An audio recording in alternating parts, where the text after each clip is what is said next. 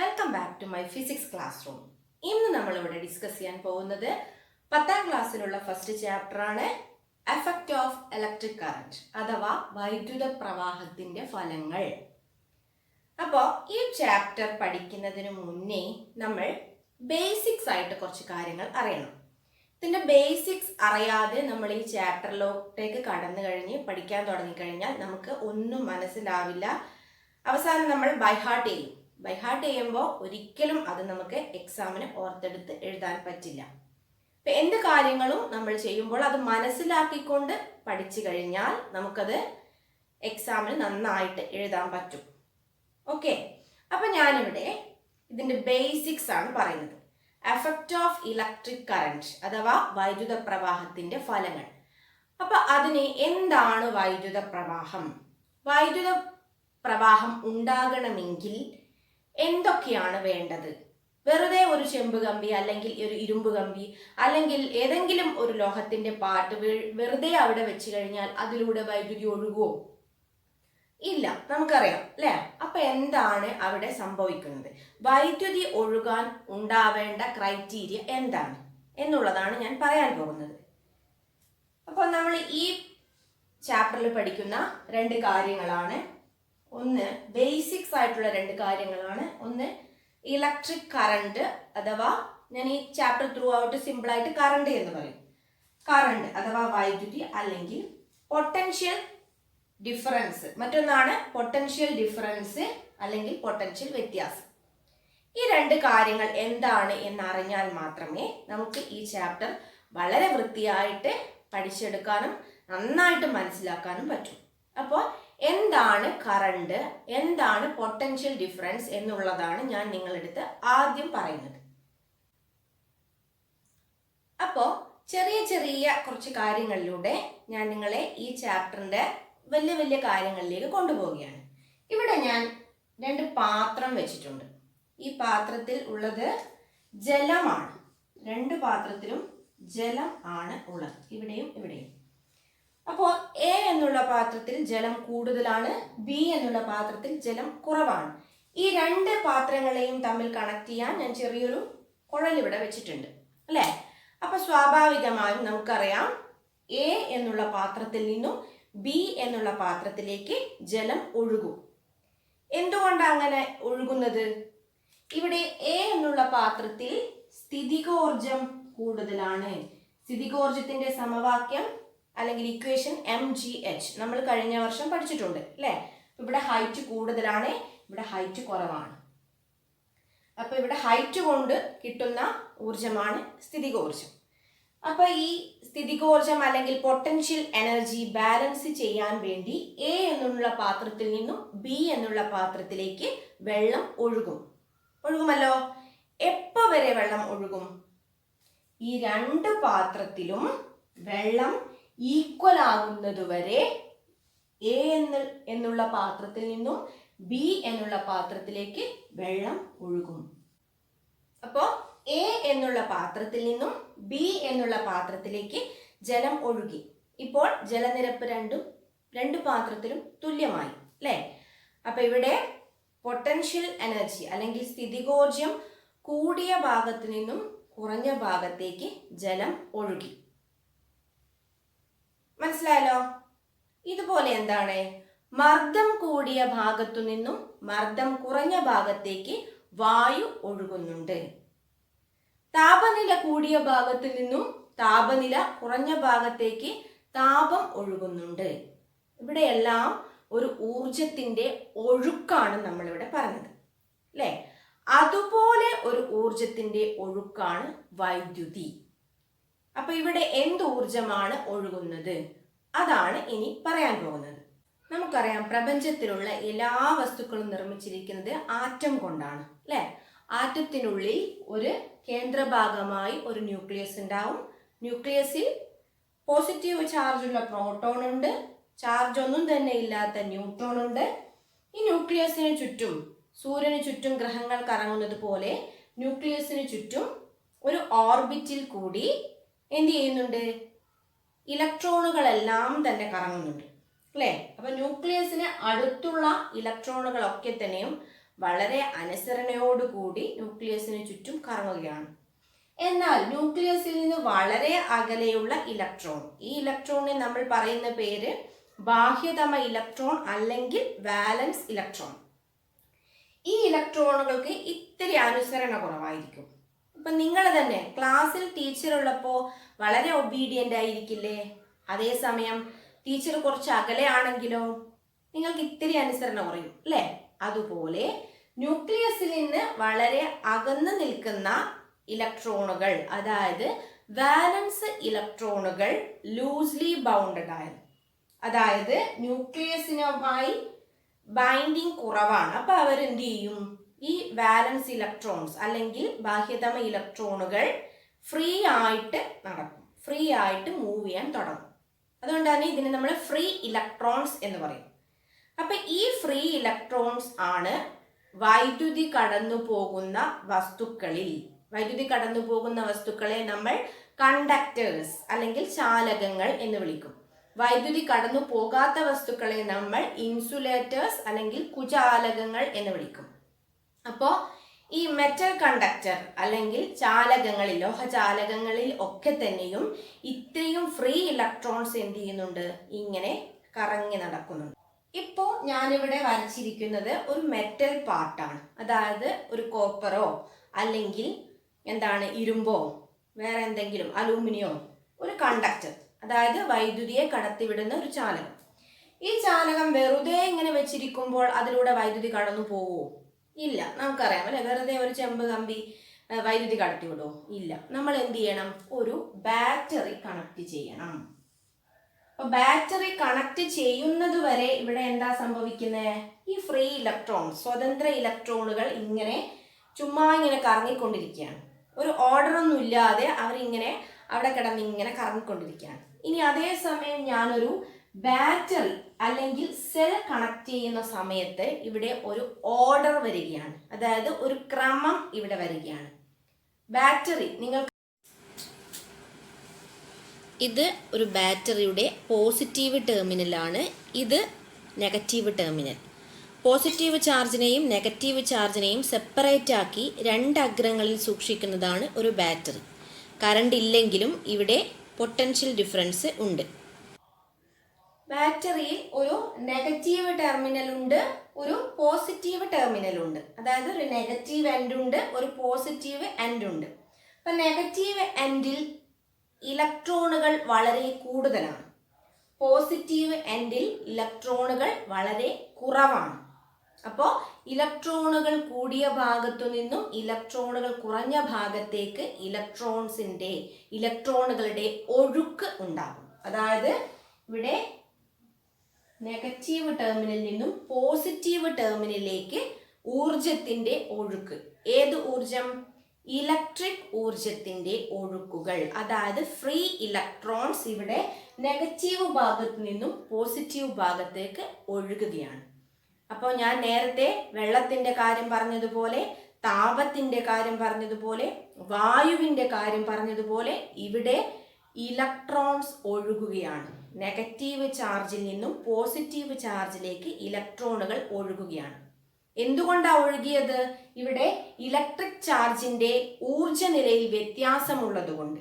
ഇവിടെ ഇലക്ട്രോണുകൾ വളരെ കൂടുതലാണ്, ഇവിടെ ഇലക്ട്രോണിന്റെ അളവ് വളരെ കുറവാണ്.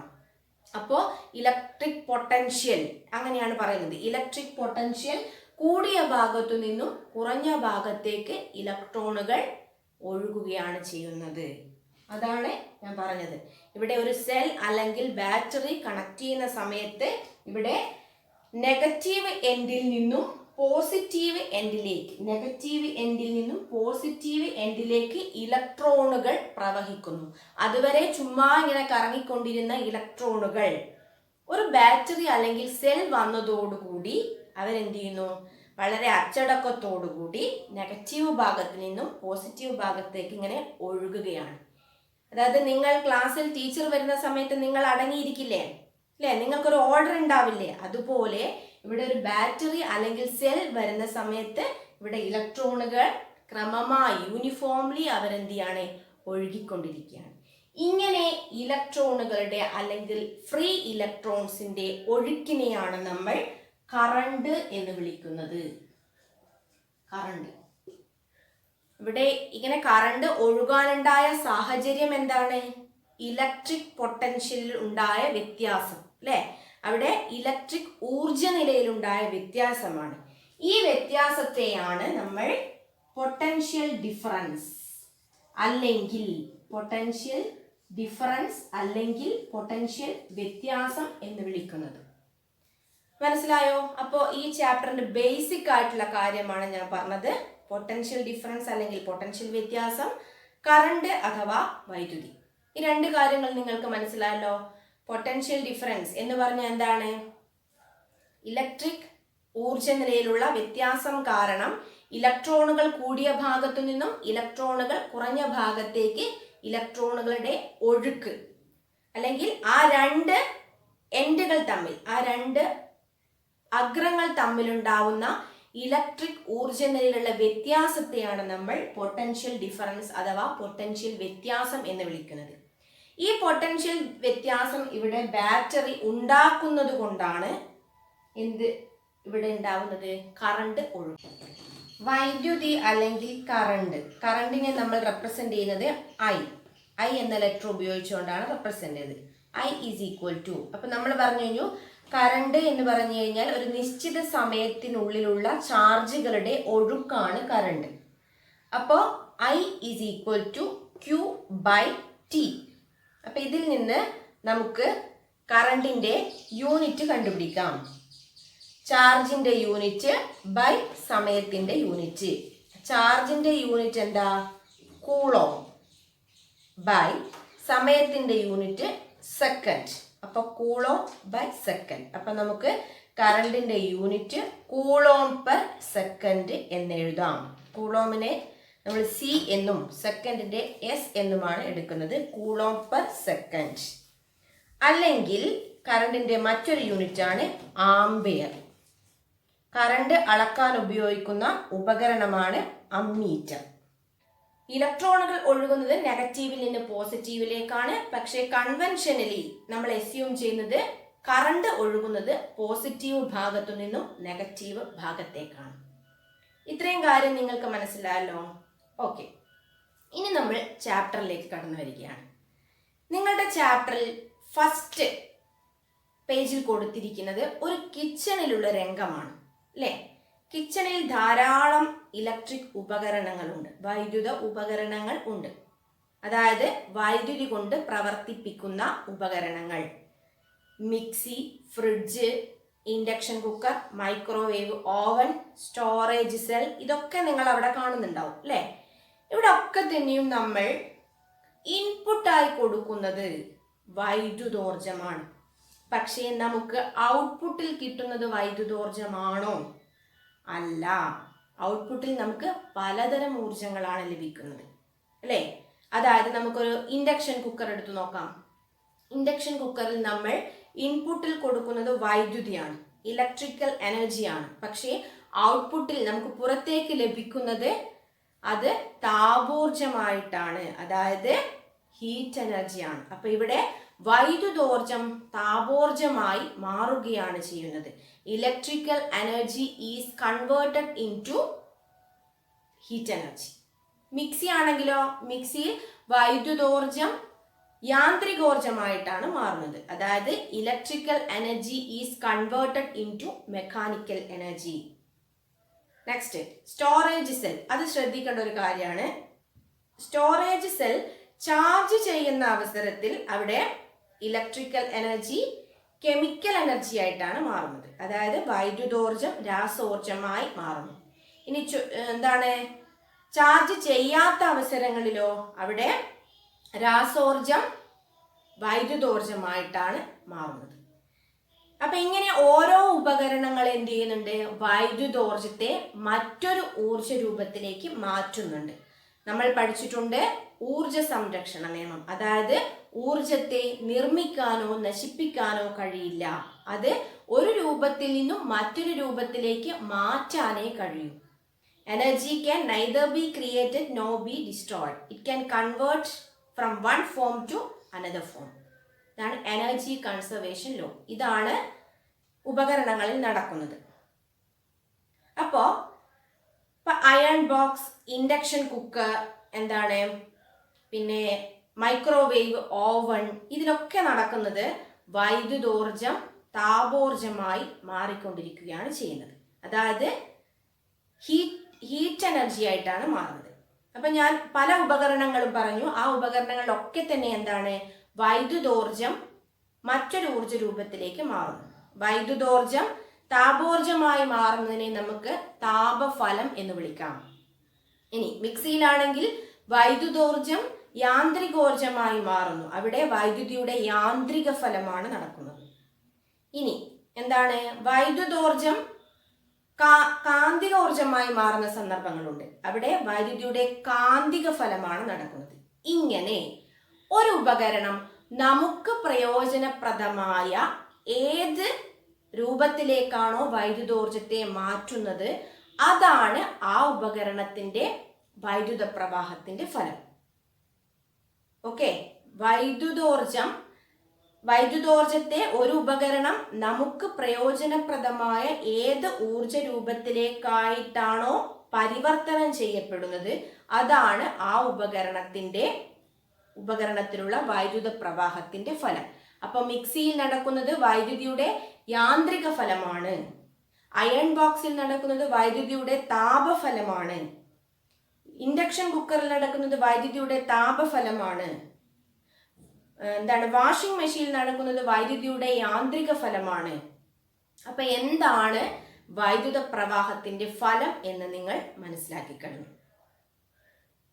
The useful form of energy into which a device converts electrical energy is considered as the electrical effect of that device. ഇത്രയും കാര്യം മനസ്സിലായോ? ഇനി നമുക്ക് ഹീറ്റിംഗ് എഫക്റ്റ്, വൈദ്യുതിയുടെ താപഫലത്തെ കുറിച്ച് കുറച്ച് ഡീറ്റെയിൽഡ് ആയിട്ട് പഠിക്കാനുണ്ട്. ഇവിടെ നിങ്ങളുടെ ചാപ്റ്ററിൽ കൊടുത്തിരിക്കുന്ന ഒരു ഡയഗ്രമാണ് ഞാനിവിടെ ബോർഡിൽ വരച്ചിരിക്കുന്നത്. അപ്പൊ ഇവിടെ എന്താണ്, ഒരു സെല്ലുണ്ട്, സ്വിച്ച് ഉണ്ട്, അതിനെ ഒരു നിക്രോം വയറുമായിട്ട് കണക്ട് ചെയ്തിട്ടുണ്ട്. എന്താണ് നിക്രോം?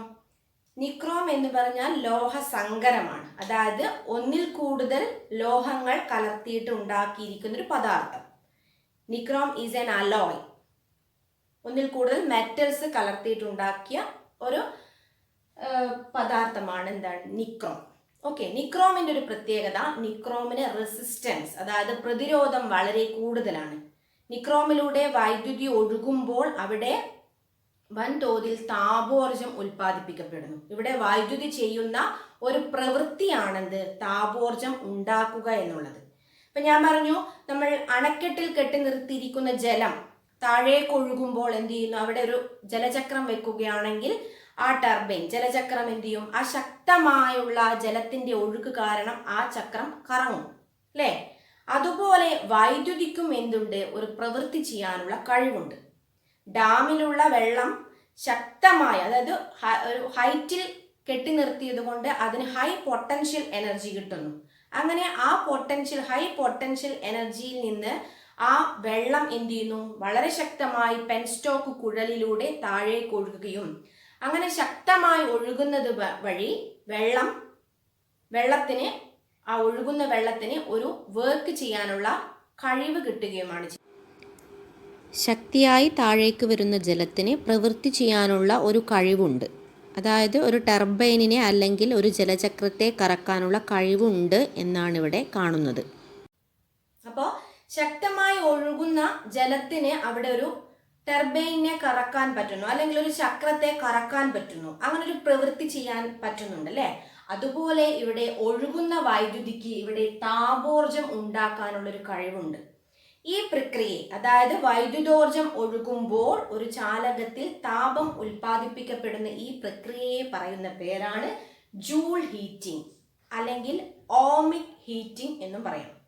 ഓക്കെ, അപ്പൊ വൈദ്യുതോർജം ചെയ്യുന്ന ഒരു വർക്കാണത്, അവിടെ ഹീറ്റ് എനർജി ഉൽപ്പാദിപ്പിക്കപ്പെടുന്നു എന്നുള്ളത്. അപ്പൊ ഇവിടെ എന്തു സംഭവിക്കും, സെല്ല് കണക്ട് ചെയ്യുമ്പോൾ ഇതിലൂടെ സെല്ല് കണക്ട് ചെയ്യുന്ന സമയത്ത് അവിടെ ഒരു പൊട്ടൻഷ്യൽ വ്യത്യാസം ഉണ്ടാവുകയും ഫ്രീ ഇലക്ട്രോൺസ് ഒഴുകുകയും, അതായത് കറണ്ട് ഒഴുകുകയും എന്തു സംഭവിക്കും? നിക്രോം റെസിസ്റ്റൻസ് കൂടുതലായതിനാൽ, പ്രതിരോധം കൂടുതലായതിനാൽ നിക്രോം കറണ്ടിനെ കടത്തി വിടാൻ എന്ത് ചെയ്യും? ഒരു പ്രയാസം കാണിക്കും. അതാണ് പ്രതിരോധം, കറണ്ടിന് നേരിടുന്ന തടസ്സം.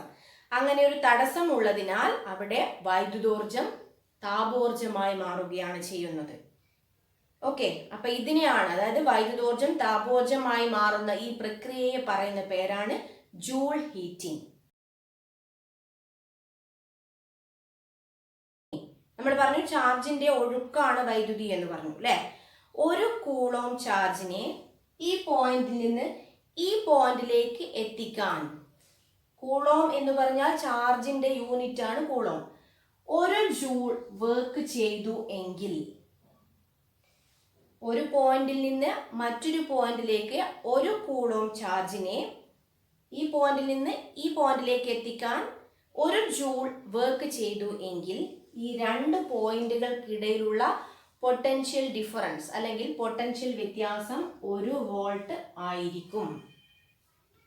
അപ്പൊ നമ്മൾ എന്താണ് 1 വോൾട്ട് എന്നുള്ളതിന്റെ ഡെഫിനിഷൻ, നിർവചനമാണ് പറയാൻ പോകുന്നത്. ഒരു ബിന്ദുവിൽ നിന്ന് മറ്റൊരു ബിന്ദുവിലേക്ക് 1 കൂളോം ചാർജിനെ ചലിപ്പിക്കാൻ 1 ജൂൾ പ്രവൃത്തി ചെയ്തു എങ്കിൽ ആ രണ്ട് ബിന്ദുക്കൾക്ക് ഇടയിലുള്ള പൊട്ടൻഷ്യൽ വ്യത്യാസമാണ് 1 വോൾട്ട്. പൊട്ടൻഷ്യൽ വ്യത്യാസം അല്ലെങ്കിൽ പൊട്ടൻഷ്യൽ ഡിഫറൻസ് അളക്കാൻ ഉപയോഗിക്കുന്ന ഉപകരണമാണ് volt meter. Okay, volt meter. അപ്പൊ എന്താണ് 1 വോൾട്ട് എന്നുള്ളതാണ് നമ്മൾ ഇപ്പോൾ പഠിച്ചത്. ഇനി ശ്രദ്ധിക്കൂ, ഇനി നമ്മൾ ഒരു ഇക്വേഷനിലേക്ക് എത്തുകയാണ്. അതായത് 1 കൂളോം ചാർജിനെ 1 വോൾട്ട് പൊട്ടൻഷ്യൽ വ്യത്യാസത്തിൽ ഒരെൻഡിൽ നിന്നും മറ്റൊരു എൻഡിലേക്ക് എത്തിക്കാൻ ചെയ്യേണ്ട വർക്ക് അല്ലെങ്കിൽ പ്രവൃത്തിയാണ് 1 ജൂൾ. അതായത് 1 കൂളോം ചാർജിനെ 1 വോൾട്ട് പൊട്ടൻഷ്യൽ ഡിഫറൻസിൽ ഒരു എൻഡിൽ നിന്നും മറ്റൊരു എൻഡിലേക്ക് എത്തിക്കാൻ ചെയ്യേണ്ട വർക്ക് ഡൺ ആണ് 1 ജൂൾ. അങ്ങനെയാണെങ്കിൽ 1 കൂളോം ചാർജിനെ 2 വോൾട്ട് പൊട്ടൻഷ്യൽ ഡിഫറൻസിൽ ഒരു എൻഡിൽ നിന്നും മറ്റൊരു എൻഡിലേക്ക് എത്തിക്കാൻ എത്ര വർക്ക് ചെയ്യേണ്ട വരും? 2 ജൂൾ. ക്ലിയർ ആണല്ലോ. നെക്സ്റ്റ് 1 കൂളോം ചാർജിനെ 3 വോൾട്ട് പൊട്ടൻഷ്യൽ ഡിഫറൻസിൽ ഒരു എൻഡിൽ നിന്നും മറ്റൊരു എൻഡിലേക്ക് എത്തിക്കാൻ അവിടെ 3 ജൂൾ വർക്ക് ചെയ്യണം. ഓക്കെ, നെക്സ്റ്റ് അങ്ങനെയാണെങ്കിൽ നമുക്ക് ജനറലൈസ് ചെയ്യാം. 1 കൂളോം ചാർജിനെ V വോൾട്ട് പൊട്ടൻഷ്യൽ ഡിഫറൻസിൽ ഒരു എൻഡിൽ നിന്നും മറ്റൊരു എൻഡിലേക്ക് എത്തിക്കാൻ V ജൂൾ വർക്ക് ചെയ്യേണ്ട വരും. ഓക്കെ, ഇനി 2 കൂളോം ചാർജിനെ V വോൾട്ട് പൊട്ടൻഷ്യൽ ഡിഫറൻസിൽ ഒരു എൻഡിൽ നിന്നും മറ്റൊരു എൻഡിലേക്ക് എത്തിക്കാൻ ചെയ്യേണ്ട വർക്കാണ് 2 വോൾട്ട് ജൂൾ അല്ലെങ്കിൽ 2V ജൂൾ. ഓക്കെ, ഇനി 3 കൂളോം ചാർജിനെ V വോൾട്ട് പൊട്ടൻഷ്യൽ ഡിഫറൻസിൽ ഒരു എൻഡിൽ നിന്നും മറ്റൊരു എൻഡിലേക്ക് മൂവ് ചെയ്യിക്കാൻ അവിടെ ചെയ്യേണ്ട work 3 volt joule. Okay, next 4 coulomb ചാർജിനെ V വോൾട്ട് ഡിഫറൻസിൽ ഒരു എൻഡിൽ നിന്നും മറ്റൊരു എൻഡിലേക്ക് എത്തിക്കാൻ അവിടെ ചെയ്യേണ്ട വർക്ക് 4V ജൂൾ. ഇനി നമുക്ക് ഇതിനെ ജനറലൈസ് ചെയ്യാം. അതായത് Q കൂളോം ചാർജിനെ V വോൾട്ട് പൊട്ടൻഷ്യൽ ഡിഫറൻസിൽ ഒരു എൻഡിൽ നിന്നും മറ്റൊരു എൻഡിലേക്ക് എത്തിക്കാൻ ചെയ്യേണ്ട വർക്ക് അല്ലെങ്കിൽ പ്രവൃത്തി QV joule. W is equal to QV joule. അപ്പോൾ എന്താ നമ്മളിവിടെ കണ്ടത്? Q കൂളോം ചാർജിനെ V വോൾട്ട് പൊട്ടൻഷ്യൽ ഡിഫറൻസിൽ ഒരു എൻഡിൽ നിന്നും മറ്റൊരു എൻഡിലേക്ക് എത്തിക്കാൻ വൈദ്യുതി ചെയ്യേണ്ട വർക്ക്, വൈദ്യുതി ചെയ്യേണ്ട പ്രവൃത്തിയാണ് നമ്മളിവിടെ ഇക്വേഷനിലൂടെ കണ്ടുപിടിച്ചത്. W is equal to Q into V. അപ്പോൾ നിങ്ങളുടെ ചാപ്റ്ററിൽ W is equal to Q into V എന്നുള്ള ഇക്വേഷൻ വരെയാണ് നമ്മളിപ്പോൾ എത്തി നിൽക്കുന്നത്. അപ്പോൾ ഇന്ന് നമ്മൾ എന്തൊക്കെ പഠിച്ചു? ഇന്ന് പഠിച്ച കാര്യങ്ങളൊക്കെ നമുക്കൊന്ന് സമ്മറൈസ് ചെയ്യാം. ഇന്ന് നമ്മൾ ബേസിക്സ് പഠിച്ചു അല്ലേ? എന്താണ് പൊട്ടൻഷ്യൽ ഡിഫറൻസ് അല്ലെങ്കിൽ പൊട്ടൻഷ്യൽ വ്യത്യാസം? അതായത് രണ്ട് ബിന്ദുക്കൾക്കിടയിലുള്ള ഇലക്ട്രിക് പൊട്ടൻഷ്യലിലുള്ള വ്യത്യാസത്തെയാണ് നമ്മൾ പൊട്ടൻഷ്യൽ ഡിഫറൻസ് അഥവാ പൊട്ടൻഷ്യൽ വ്യത്യാസം എന്ന് പഠിച്ചത്. പൊട്ടൻഷ്യൽ വ്യത്യാസം മെഷർ ചെയ്യാൻ അളക്കാൻ ഉപയോഗിക്കുന്ന ഉപകരണമാണ് വോൾട്ട് മീറ്റർ. അപ്പോൾ പൊട്ടൻഷ്യൽ വ്യത്യാസം അവിടെ ഉണ്ടാക്കാനായി നമുക്ക് ബാറ്ററി യൂസ് ചെയ്യാം. അപ്പോൾ പൊട്ടൻഷ്യൽ വ്യത്യാസം ഉണ്ടാക്കാൻ ഉപയോഗിക്കുന്ന സോഴ്സുകളെ നമ്മൾ EMFന്റെ സോഴ്സ് എന്ന് വിളിക്കും.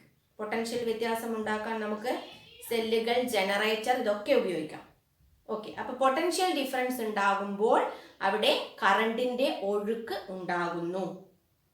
ഇപ്പൊ കറണ്ട് എന്ന് പറഞ്ഞു കഴിഞ്ഞാൽ എന്താണ്? ഫ്രീ ഇലക്ട്രോൺ, സ്വതന്ത്ര ഇലക്ട്രോണുകൾ ഒരു എൻഡിൽ നിന്നും മറ്റൊരു എൻഡിലേക്കുള്ള ഒഴുകുന്നതിനെയാണ് നമ്മൾ കറണ്ട്, വൈദ്യുതി എന്ന് വിളിക്കുന്നത്. പിന്നെ വൈദ്യുതോർജത്തിന്റെ മാറ്റങ്ങൾ നമ്മൾ പറഞ്ഞു അല്ലെ, വിവിധ ഊർജ രൂപത്തിലേക്കുള്ള മാറ്റങ്ങൾ. വൈദ്യുത പ്രവാഹത്തിന്റെ ഫലം, അതായത് ഒരു ഉപകരണത്തിൽ വൈദ്യുതോർജം ഏത് ഊർജ രൂപമായിട്ടാണോ നമുക്ക് പ്രയോജനപ്രദമായ ഏത് ഊർജ രൂപമായിട്ടാണോ മാറുന്നത് അതാണ് വൈദ്യുത പ്രവാഹത്തിന്റെ ഫലം എന്ന് പഠിച്ചു. ഇനി വൈദ്യുതി ഒരു ഉപകരണത്തിലൂടെ കടന്നു പോകുമ്പോൾ അവിടെ താപോർജം ഉൽപ്പാദിപ്പിക്കപ്പെടുന്ന പ്രക്രിയയെ ജൂൾ ഹീറ്റിംഗ് എന്നാണ് വിളിക്കുന്നത് എന്ന് പറഞ്ഞു. അവസാനം നമ്മൾ W=Q×V എന്നുള്ള ഇക്വേഷനും പഠിച്ചു. അപ്പൊ ഇന്നത്തെ ക്ലാസ് നിങ്ങൾക്ക് എല്ലാവർക്കും മനസ്സിലായി എന്ന് വിചാരിക്കുന്നു. എല്ലാവർക്കും ക്ലാസ് ഇഷ്ടമായെങ്കിൽ നിങ്ങളുടെ ഫ്രണ്ട്സുമായിട്ടൊക്കെ ഷെയർ ചെയ്യുക. ചാനൽ സബ്സ്ക്രൈബ് ചെയ്താൽ ഇനി ഞാൻ അപ്ലോഡ് ചെയ്യുന്ന ഇതിൻ്റെ ബാക്കി ഭാഗം നിങ്ങൾക്ക് നോട്ടിഫിക്കേഷനായി ലഭിക്കും.